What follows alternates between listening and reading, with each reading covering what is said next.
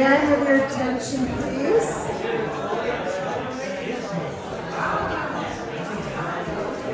May I have your attention, please? Thank you. It's my honor to welcome you all tonight. Wow, we are so excited to see so many people here. We had no idea we'd get such a beautiful crowd, and we're delighted to see you. So our group tonight includes many of our holistic practitioners and many of our administrative volunteers and many of our advisory council. So for those of you who don't know the holistic health community, and I know some of you are new to it, 10 years ago in March, actually on the not solstice, what's it called in March? Equinox, thank you. On the equinox, we opened our doors for our first healthcare day, and over 100 people showed up. We couldn't service all of them, but it was just an amazing event. And so for almost 10 years, we gave monthly holistic healthcare days, following something we call sacred reciprocity. We asked our clients if they could to give us a donation, and if not, to pay it forward by doing something loving in the community for someone in need. So we've been doing that, and also having education to help people learn how to take care of themselves with our self-care classes and other special events and film screenings. Then 2 years ago, COVID happened, and we couldn't continue our in-person healthcare days, so we started doing virtual healthcare weeks. And I remember the second month we did that, one of the practitioners called me and said, "Cornelia, yesterday I had a client from Ohio, and then I had a client from Louisiana. Is that okay?" And we said, yeah, that's great. We gave priority to our local community, but we found over time that the geography of the people that we serve grew to other states and even other countries. So, and we also acquired a couple of practitioners from other states at that time. So last July, we were able to reinstate our in-person healthcare days. And we've been doing them since then, smaller than in the past, but growing. And we've continued our virtual healthcare weeks. And so between the two, we have expanded our outreach to, as I said, the local community and way beyond. Also this year, we started our outreach program to work with the community in Kingston, and we'll be telling you more about that later this evening. So we're very excited about that. So before COVID, we had a dinner here. We bought these red tablecloths for the event. It was for something we called the Advisory Council, and we were very excited about that, but we had to put that on hold for a couple of years. So we're really excited tonight to relaunch our Advisory Council. We welcome you and we thank you. Our Advisory Council is a group of local leaders who have volunteered to be ambassadors for the holistic health community, to connect us with people they know, with others who would be aligned with our mission, and also to advise us according to their areas of expertise. So for all of us here tonight, celebrating the past, we're also looking to the future. And as practitioners, administrative volunteers, advisory council members in community, we are looking to the future to undertake to create a sacred site together. A campus and buildings designed according to the principles used in the creation of the ancient sacred sites throughout the world. If you've ever been to a sacred site like the Great Pyramid in Egypt, or Machu Picchu in Peru, or the Acropolis in Athens, or Stonehenge, you will have experienced an energetic quality.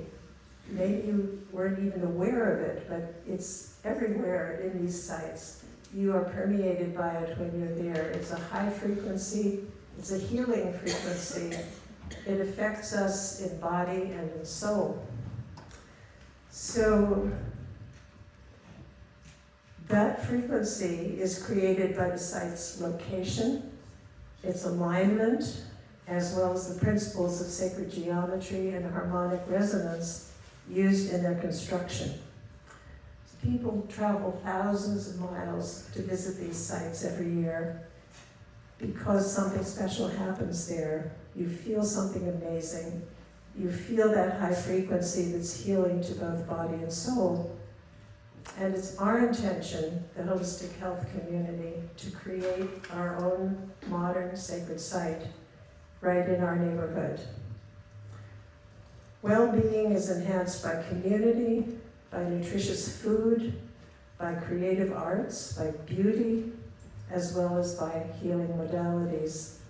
On our holistic campus, there will be land for regenerative farming, a holistic community center, a bathhouse for deep cleansing, buildings for self-expression through the arts, conscious birthing, conscious dying, and a sanctuary for practicing healing modalities. When we bring our healing work into the energetics of this sacred site, it will greatly amplify the healing potential.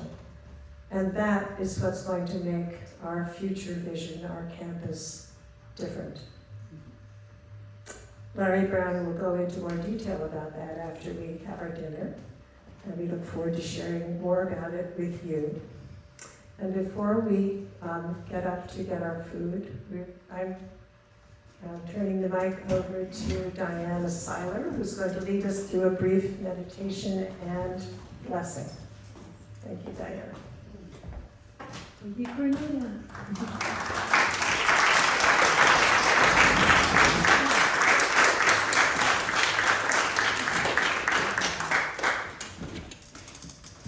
Well, I'd like to begin with some flute to kind of help us, feel into our bodies, into this moment, have a little pause, and center ourselves in our breath. So please take some deep, full breaths as you listen to the sounds, and feeling also into gratitude for being in this place and time together, waking up this day, to be in this burgeoning spring energy, in all that is.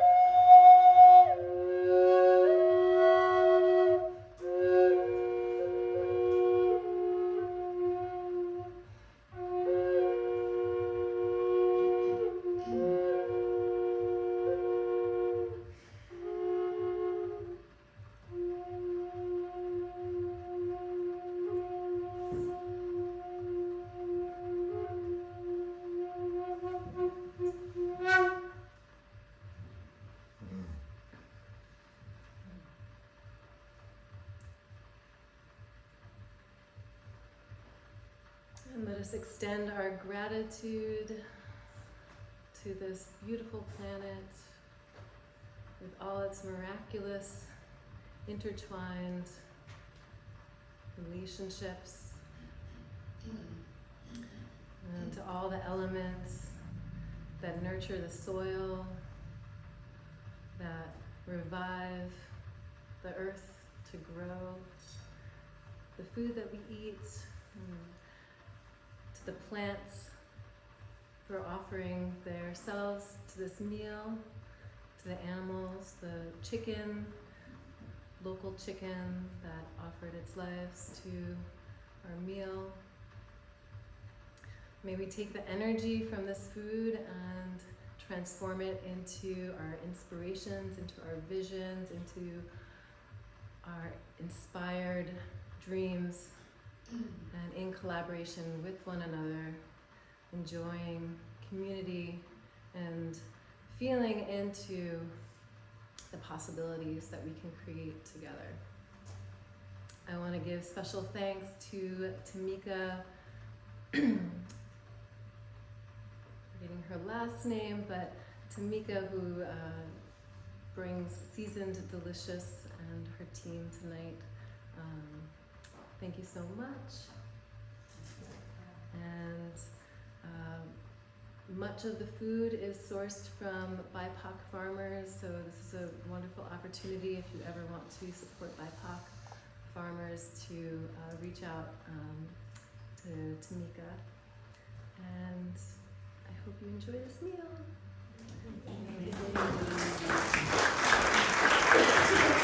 And I hope you heard me.